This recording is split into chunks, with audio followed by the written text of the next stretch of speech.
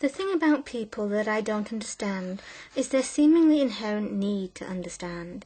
We constantly seek knowledge in order to expand our understanding about anything and everything, when sometimes there is no knowledge pertaining to what we seek.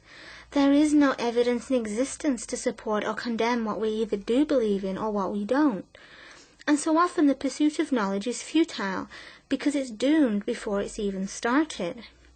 So perhaps before we venture out on our quest for answers or explanations, we should stop and consider the possibility that there are no answers, no rhyme, no reasons, no explanations, and no fixed facts to help or hinder us.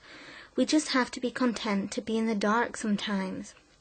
After all, the very act of faith is to believe in something without proof of its existence. We believe in Santa Claus with no evidence. We believe in God with no evidence. We believe in the Easter Bunny with no evidence. We believe in fairies with no evidence. We believe in aliens with no evidence, and much, much more.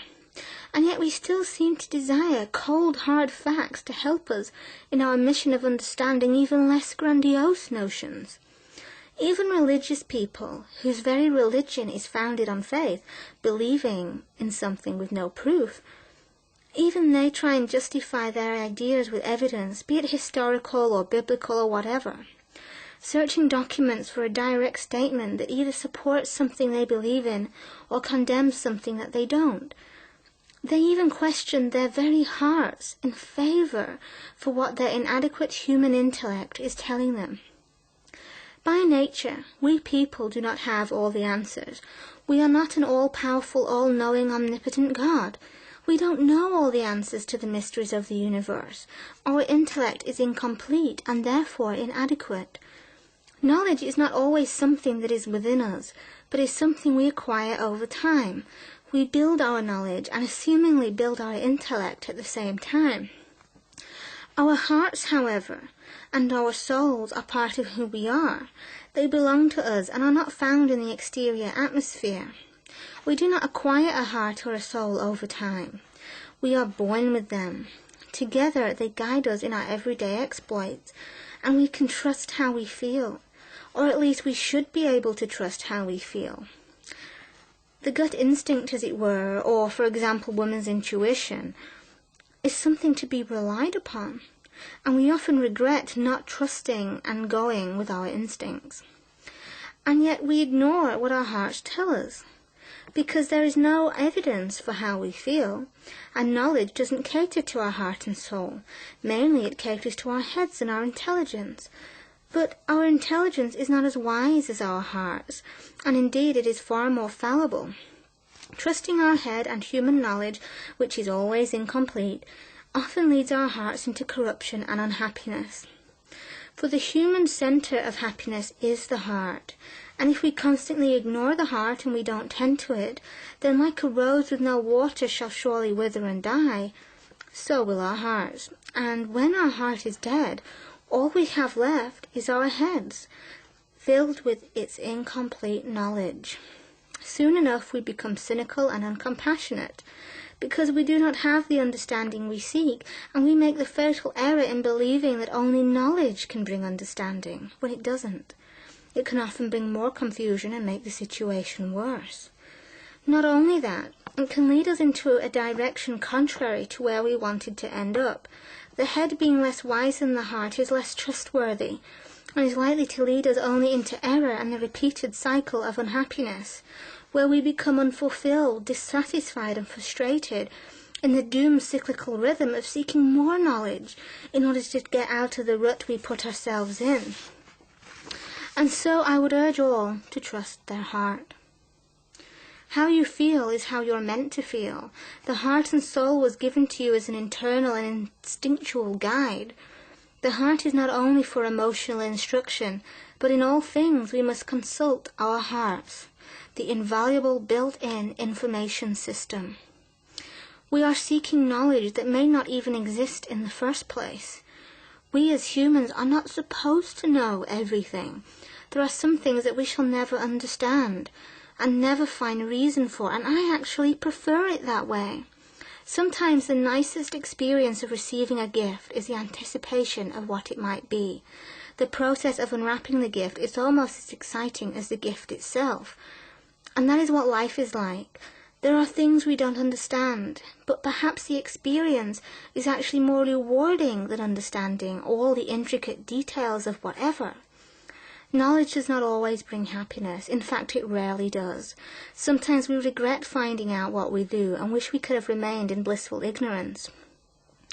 We all seek absolution in our own ways. And sometimes we do that by looking for all the answers, so that we can be justified in who we are or correct who we are. But there is no need to correct who we are, because who we are is exactly who we are supposed to be. If we were supposed to be somebody else, then by golly we would be that already. But we're not. We are who we are. Humans seem to have a guilt complex, especially we religious people. Yet perhaps the most unobvious and yet most simplest notion to understand for all of us is that absolution may not even be necessary. We may be feeling guilty for no reason at all.